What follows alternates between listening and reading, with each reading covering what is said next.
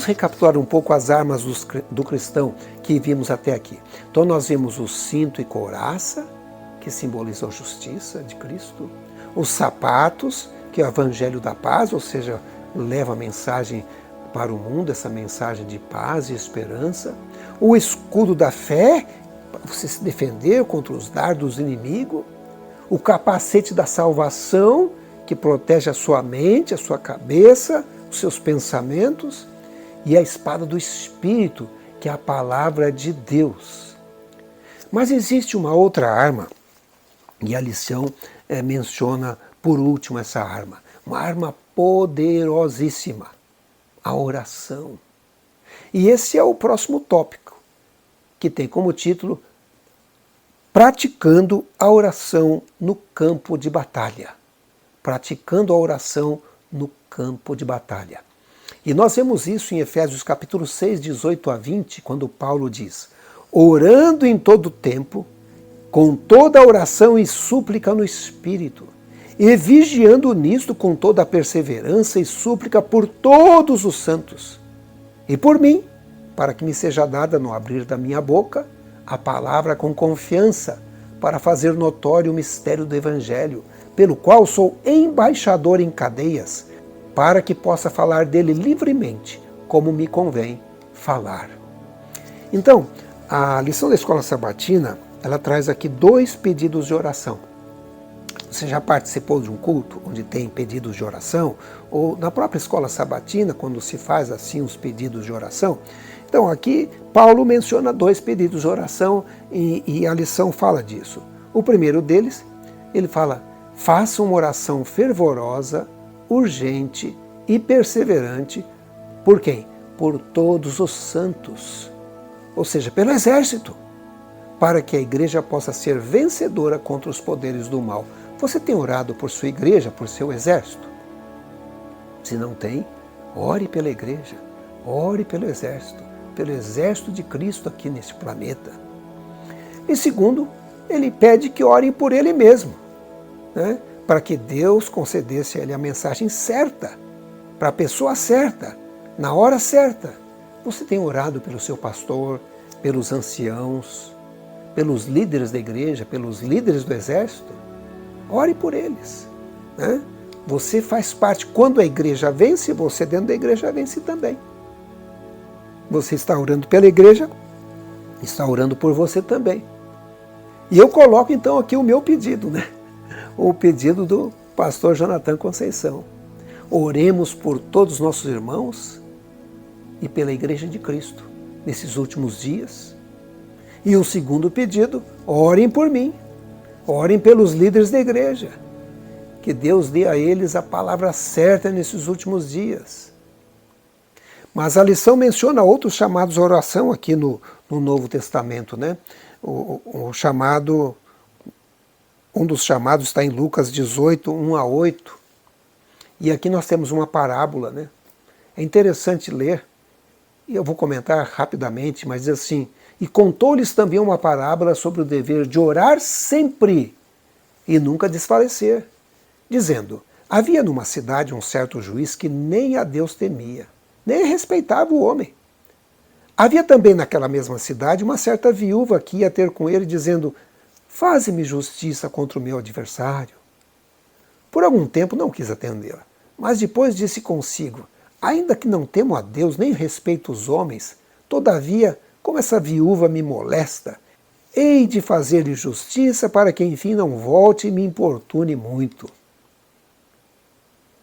E aí Jesus faz um comentário e diz: Senhor, ouvi o que diz o injusto juiz. E Deus não fará justiça aos seus escolhidos que clamam a Ele de dia e de noite, ainda que tardio para com eles? Digo-vos que depressa lhes fará justiça. Quando, porém, vier o Filho do Homem, porventura achará fé na terra? Então, aqui conta a história de um juiz, né, que atendeu aquela viúva porque ela importunou ele. E ele diz: vocês têm que orar sempre, sem esmorecer, sem cessar, porque o Pai vai atender vocês. Se vocês não orarem, estarão entre aqueles que não têm fé. E nos últimos dias ele faz até pergunta. Haverá, porém, fé na terra? Existem outros textos aqui, é interessante ler também, eu vou deixar para vocês lerem, mas a oração fervorosa e constante dá a oportunidade para ouvirmos atentamente essas promessas, celebrá-las e agradecer a Deus os recursos da sua graça, as armas do cristão. Eu já mencionei que a Igreja Adventista tem algumas crenças que chamamos de crenças fundamentais e que estão num livro chamado Nisto Cremos. Obviamente, ali está comentado, eu peguei um trechinho da crença fundamental número 8, porque tem a ver com essa luta que enfrentamos, com esse exército do bem, do lado de Jesus Cristo, que luta contra o mal, o exército das trevas. Então, essa crença fundamental número 8 diz assim: toda a humanidade está agora envolvida num grande conflito entre Cristo e Satanás, quanto ao caráter de Deus, sua lei e sua soberania sobre o universo. Esse conflito se originou no céu, quando um ser criado, dotado de liberdade de escolha, por exaltação própria se tornou Satanás, o adversário de Deus, e conduziu à rebelião uma parte dos anjos. Ele introduziu o espírito de rebelião nesse mundo ao induzir Adão e Eva ao pecado. Este é o início do grande conflito. Felizmente acreditamos também no fim do grande conflito. E para vencermos, para sermos vencedores no final, usamos esses itens que estudamos hoje. O cinto e a couraça da justiça, os sapatos do evangelho da paz, o escudo da fé, o capacete da salvação e a espada do Espírito, a palavra de Deus. Que coisa impressionante, né? Ah, que Deus possa ajudar você a ter essas armas e lutar pela paz. Qual é o título da nossa lição? Lutando pela paz. Exatamente. Vamos lutar pela paz, né? Vamos ficar do lado de Cristo. Lembre-se, você não está sozinho, você faz parte de um exército e você tem um grande comandante, que é Jesus Cristo, né? Lembram-se do hino? Grande comandante, Cristo nos será. Né? Olha, esse hino fala do grande comandante do exército de batalha ao lado de Cristo. Né? Chegamos ao final do programa. Vamos continuar estudando na próxima semana o livro de Efésios. Mas vamos orar. Vamos pedir a Deus que nos dê força, que esteja ao nosso lado, que sejamos vencedores, que usemos as nossas armas, que usemos a espada, que usemos o escudo da fé, para permanecer firme naquele dia final ao lado do grande general Jesus Cristo. Né? Vamos orar. Pai nosso que estás no céu, santificado seja o teu nome. O Senhor é bom, sua misericórdia dura para sempre. Obrigado, Senhor, pelas armas que o Senhor providenciou a cada um de nós. Obrigado, Senhor, pelo capacete. Obrigado pela couraça. Obrigado pelos calçados, obrigado pelo escudo, obrigado pela espada, pela palavra de Deus.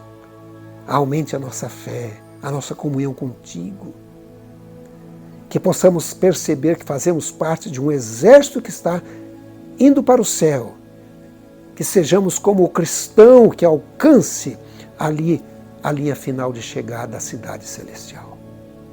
Te pedimos em nome de Jesus. Amém. Você se lembra que começamos com a história do peregrino, o cristão? Deixe-me dizer uma coisa para vocês. O final do filme, eu vou dar um spoiler aqui, né? O final do filme, o cristão chegando na cidade celestial é algo magnífico. Né? Ele chega na cidade celestial, ali, feliz, encontra os outros queridos, a família, né? Que também participaram, cada um individualmente, nessa caminhada do peregrino e vai morar na cidade celestial. Ah, que maravilha! Que Deus ajude você também a estar presente nessa cidade celestial e ser vencedor, como foi o peregrino, como foi o cristão. Chegamos ao final do nosso estudo. A semana que vem tem mais, como eu disse, e o título é A Essência de Efésios. Vamos fazer aqui uma revisão meio geral aqui e pegar aquilo de mais importante que vimos no estudo desses 6 capítulos do livro de Efésios, tá bom? E se você ainda não se inscreveu no canal Chegou a Hora, por favor, se inscreva, dê o seu like, compartilhe, né?